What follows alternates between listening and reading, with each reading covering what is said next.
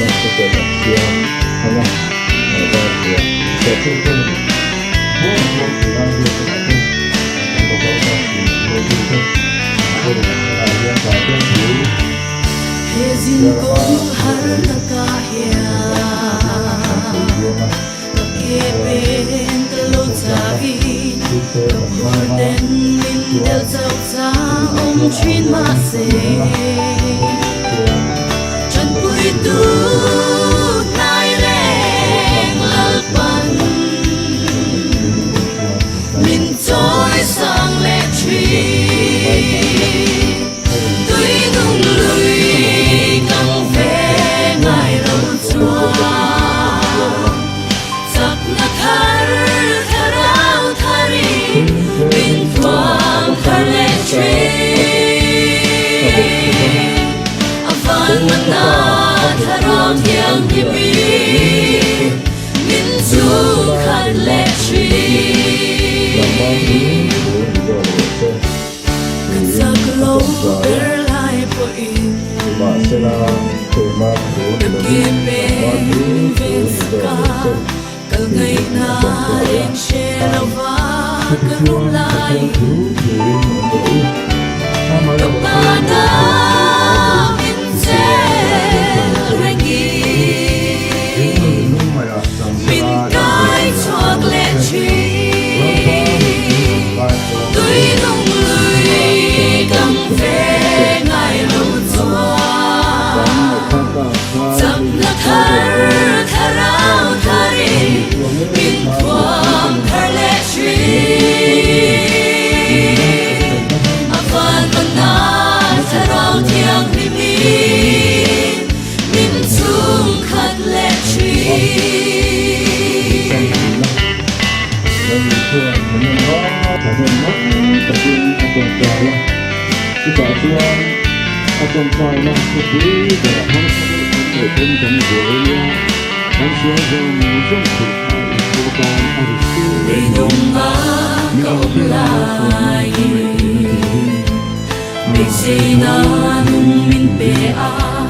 Hãy sát na chỉ quên min ngoài trên mà suối trên mà xe Hãy hùng hiểm na lalpan Min hoa hiểm lệ tri Tuy nung lui căng về ngài lâu chua Giặc na thar tharao thari Min thoang thar le tri Tuy nung lui căng về ngài lâu chua Giặc na thar tharao thari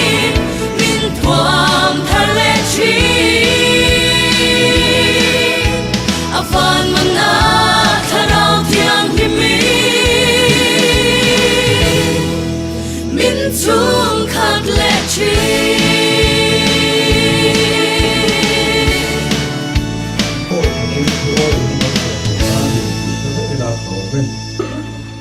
Min tao ta chân vai tao na đi na Min tao ta chân vai tao na đi na Min sao để tao tao ta lên con tao đâu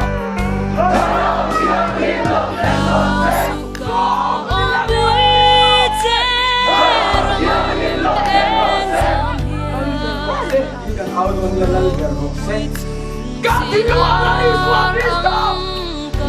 Le rose Mi sometta cosa di lontana dall'isla vista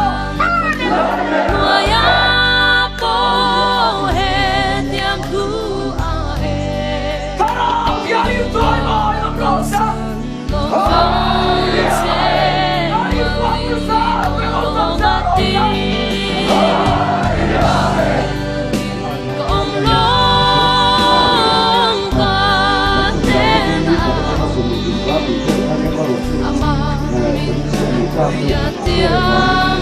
Hãy subscribe cho kênh Ghiền Mì Gõ Để không bỏ lỡ mga kagkalanga silhang lampanga. Ituan kung so pakuat na anoy lang pang group lang parwa na alfi na kongi na rin nga ituan sama le mula lang rumani o mga ituan ay loram para kasi kaon po mga ikapamani lo yung kamay tayo lang ng sa Pilipinas pa. So group number 2 pagkaka kongi na group din na rin nga ituan lambang lang mo ya tuan itu taking anak bukdona ni group number 2 itu group number 2 yang kan jadi apa ini dari yang yang tuan ini ho bisa lapang ka group makan yang jadi lagi mau buka yang tuan group itu kan dari cerita tuan dan tuan itu